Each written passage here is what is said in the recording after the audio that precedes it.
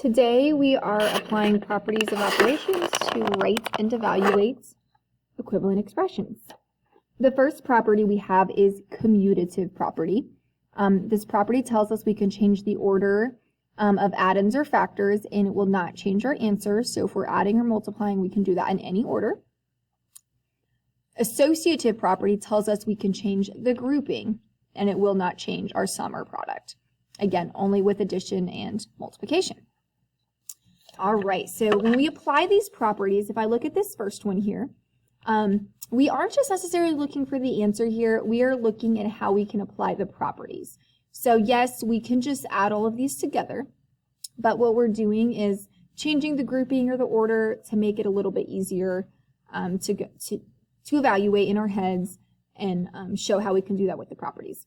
So we're going to use some simpler problems for that. So this first one, I just moved the parentheses over to do the 4 plus 6 first, so I'll get 10, making it a little bit easier.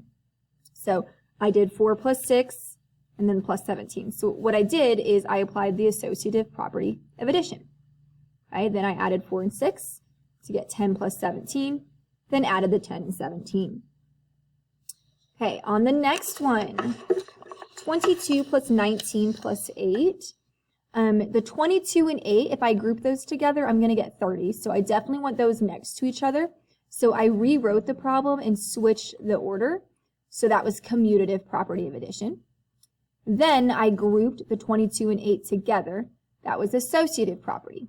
Then I went ahead and finished it out, 30 plus 19, and got 49. Okay, and then the last one here is with multiplication.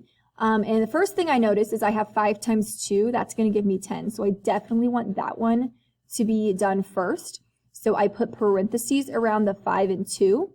Since I grouped those together, that is associative property of multiplication. Okay, so then I do that first to get 10. 31 times 10 is 310.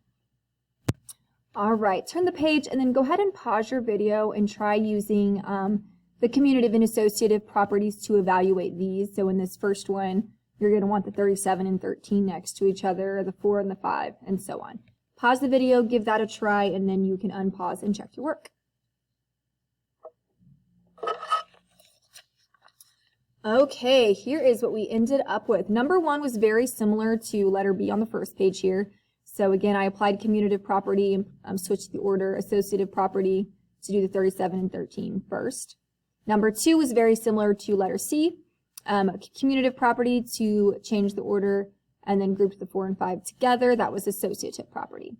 And then number 3 was very similar to letter A. I didn't change the order at all, so I just went straight to associative property and moved my parentheses over to the 39 and 1 to get 40. All right, then we have 3 more properties here, and you know these. We're just going to kind of put some fancy names to those. We know that if we add 0 to a number, it stays the same. That is called our addition property of 0. If we multiply by 0, we get 0. That is our multiplication property of 0. And then lastly, if we multiply by 1, we get the same number we started with. That is our multiplication property of 1. Okay, so looking at this first one, 15 plus 0 plus 8. I am applying associative property because I am just grouping the 15 and 0 together. You could group the 0 and 8 together. It really wouldn't matter what order you're doing that, just knowing that that's associative property. And then knowing that we're adding 0 so it stays the same, which is our addition property of 0.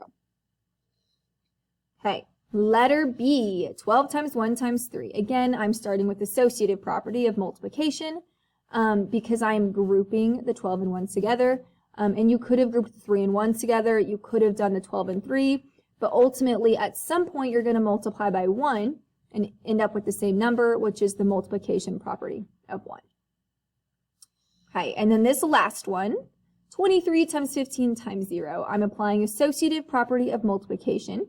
I don't have to change the order, but I'm going to group the 15 and 0 together first because I know if I do that, I'm going to get 0.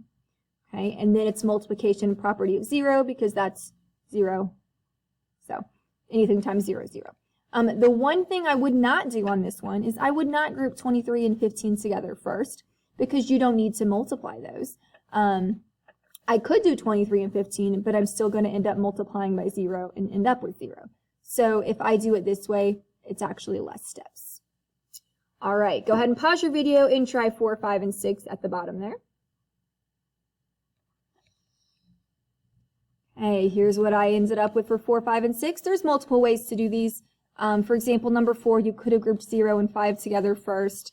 Number 5, you could have done 0 and 27, and so on. All right. And then lastly, we have what's called the distributive property. So with distributive property, we have a number outside of parentheses, and then, for example, 7 plus 2, it could be 7 minus 2, but that means we're multiplying it. So what we're going to do, you'll see these arrows are distributing that like that. 3 times 7, 3 times 2. Okay?